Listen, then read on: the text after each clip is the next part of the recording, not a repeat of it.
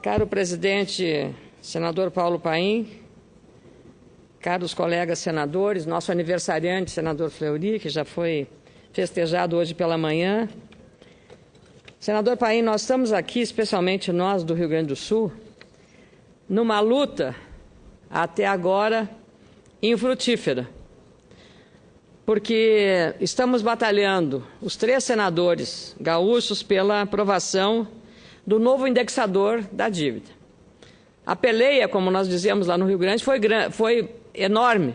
No final do ano passado, tentamos votar, mas não foi possível por conta da situação das contas públicas federais. A situação é bastante complicada. O PLS que trata dessa matéria foi aprovado na Câmara, 99, e agora nós temos PLC, né, aprovado na Câmara, agora nós estamos com a missão de nesta quarta-feira. E aí foi um compromisso, senador Paim, do presidente, aí onde Vossa Excelência está, o presidente Renan Calheiros, com o senador Pedro Simão, Vossa Excelência e eu, pedimos a ele a inclusão dessa matéria na pauta. O senador Renan Calheiros cumpriu a palavra para votar aquela questão das doenças masculinas e também do exame de próstata, que foi com o senador Antônio Carlos Valadares, foi feito sob vossa presidência na quinta-feira. E na quarta-feira agora, na próxima quarta-feira, esta matéria será o primeiro item da pauta do plenário do Senado. Primeiro item, no dia 5 de novembro. E essa matéria para o Rio Grande do Sul e para todos os estados que têm contratos de dívida com a União, ela é crucial.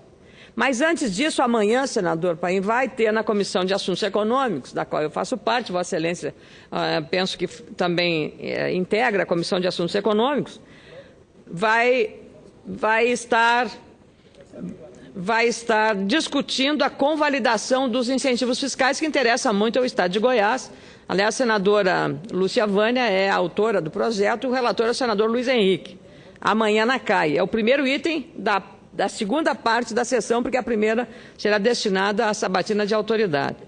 Então, eu queria reafirmar aqui, de público, a bancada gaúcha dos senadores gaúchos estarão onde sempre estiveram, trabalhando intensamente, os 3 senadores, cada um de um partido, intensamente para a aprovação dessa matéria, que é importantíssima para o Estado do Rio Grande do Sul. E eu, como adversária política do governador, não me furto, e porque é uma responsabilidade, o fato de ser adversária política, eu sou responsável para cumprir um dispositivo constitucional que é defender o interesse do Rio Grande do Sul. Então, acima do partido está o interesse do Estado do Rio Grande do Sul, que é a renegociação do indexador dessa dívida. Então, na terça-feira, amanhã, na CAI, discutiremos a convalidação ou não dos incentivos. Terá que ser definido pela aprovação, porque senão se criaria uma insegurança jurídica violenta no país, porque foram concedidos os incentivos para que empresas se instalassem em Goiás, no Espírito Santo, Santa Catarina e outros estados.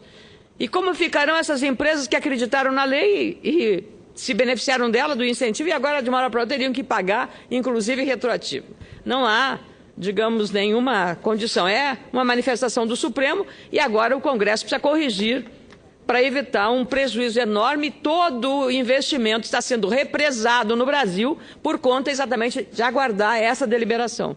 Convalidando, 0-0, volta ao processo normal em relação aos incentivos fiscais, para evitar a chamada guerra fiscal, que é tão temida pelos estados que não têm condição, como o Rio Grande do Sul, de conceder nenhum incentivo fiscal pela sua condição deficitária. Mas no caso da renegociação da dívida, a dívida hoje do Estado é de 50,4 bilhões, a dívida oficial, mas ela já está em 56,4 bilhões, porque tem que ser acrescentado à dívida consolidada líquida os 6 bilhões que o governador sacou dos depósitos judiciais para pagar folha de pagamento.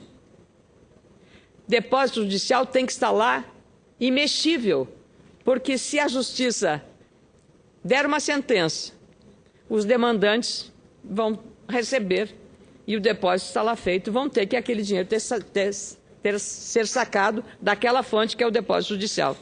Então, é preciso que se entenda que é uma situação muito complicada.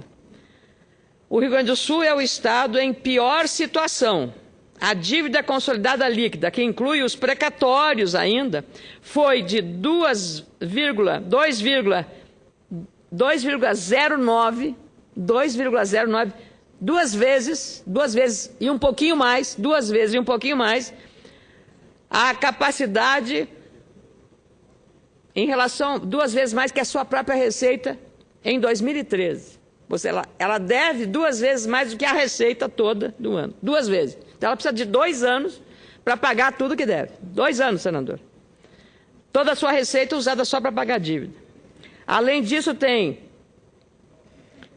outros passivos de precatórios, 7,1 bilhões. Foram pagos só 649 milhões em 2013. Rescisões chegaram a 745 milhões. E o déficit previdenciário no Estado é de 6,5 bilhões de reais que foram pagos em 2013. E tem que ver também que, além da dívida interna que o Estado tem, que soma 46,9 bilhões de reais, tem mais a dívida externa que chega a 3,5 bilhões de reais, com o Banco Mundial, o BID e o Banco do Japão.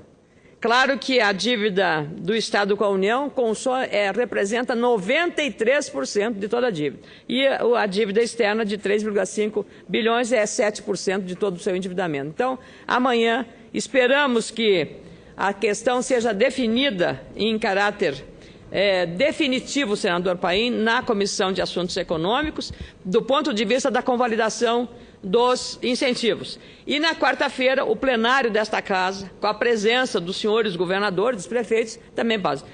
Na verdade, senador Fleury, eu, pelo regimento interno, não poderia conceder a parte, mas o senador Paim, estamos aqui nós e o tema é relevante, eu penso que ele abre uma exceção que Vossa Excelência se manifeste, apesar do regimento. Acho que a gente tem questões mais relevantes que o regimento interno do Senado para tratar na Casa e penso que esse é um deles. O regimento interno tem que ser desconsiderado, então eu, com a aquiescência do presidente e do senador Mozarildo, que é um regimentalista, mas eu tenho a convicção de que o tema vale e compensa a abordagem, mesmo que o regimento não preveja, senador.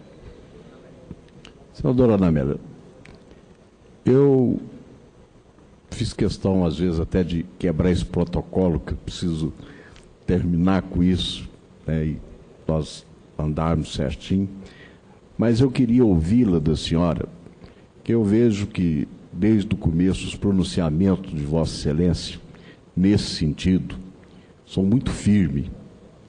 E eu queria vê-la para estudá-la, para acompanhá-la. Qual seria uma proposta viável para os estados? A senhora que é estudiosa, tem o conhecimento, eu acho que, da minha parte, acompanharei o pronunciamento e a posição de Vossa Excelência. Muito obrigado, senador Fleury. Aqui, esta casa, o Senado, é a chamada Casa da República. Aqui nós defendemos os interesses dos estados e dos municípios e da federação. Por isso, independe se é o seu estado Goiás, ou Santa Catarina, ou a Roraima do senador Mozarildo, ou o nosso Rio Grande do Paim meu, ou Sergipe, que é o menor estado territorialmente falando, ou a poderosa São Paulo. Todos são iguais aqui. 3 senadores por estado. Diferente da Câmara, que é a representação proporcional ao número de eleitores. Lá fala-se que é a Casa do Povo. Aqui é a Casa da República. Eu queria agradecer a Vossa Excelência por fazer essa questão, que é a mais importante de todas. É a questão federativa, senador. Não é possível convivermos mais com a União, a prima rica, concentrando 60% de tudo que é arrecadado no país, os estados com pouco mais de 20% e os municípios com o resto que sobra. Essa situação é de total estrangulamento financeiro e hoje, agora em dezembro, municípios e alguns estados não terão recurso para pagar o 13º salário para os servidores. é o sinal mais claro e mais evidente da situação de fragilidade financeira que se encontram os entes federativos. A própria União, pelo descontrole dos gastos públicos, está enfrentando dificuldades. E quando a gente fala em juro elevado, o juro alto é porque o governo gasta muito e gasta mal. Gasta muito e gasta mal. E não venho dizer, não estou falando, não, absolutamente, nos programas sociais. Não, esses são intocáveis. Mas gasta mal porque nós temos quase 40 ministérios. Não há necessidade de 40 ministérios. E cada ministério tem uma estrutura.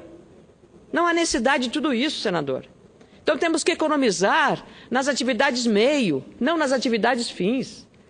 E nós temos que fazer funcionar mais o Estado a serviço do cidadão, que não está acontecendo. Gasta-se muito e gasta-se mal.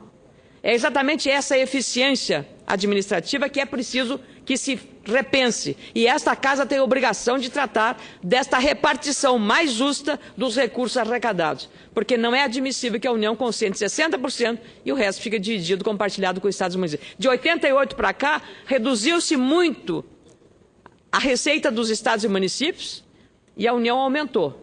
Porque foram retiradas muitas das fontes de receita. E hoje, o que tem os municípios, a maioria deles, é FPM, Fundo de Participação dos Municípios. Eu sou autora de uma PEC que foi aprovada nesta Casa, que vai aumentar 1 ponto percentual a receita do IPI e do Imposto de Renda para distribuir a partir do ano que vem para os municípios. Só que eu estou com medo que a Câmara, por pressão do governo, não vote essa matéria, que tem que votar agora para poder entrar em vigor no ano que vem. E aí a amargura e a crise financeira dos municípios vai ficar muito mais agravada. Porque não é possível que sejam só aumentadas as responsabilidades e não as fontes de receita. Então esse é o grande dilema que a Casa tem. Eu agradeço Vossa Excelência por ter dado a oportunidade para explicar o problema que está acontecendo é isso. O Pacto Federativo não resolvido precisa urgentemente de ser discutido nesta Casa, sob pena de nós inviabilizarmos não só os municípios, os primos pobres da federação, mas também os primos remediados, que são os estados brasileiros. Muito obrigado, senador. Obrigado, senador Paulo Paim. Muito bem, senadora Amélia.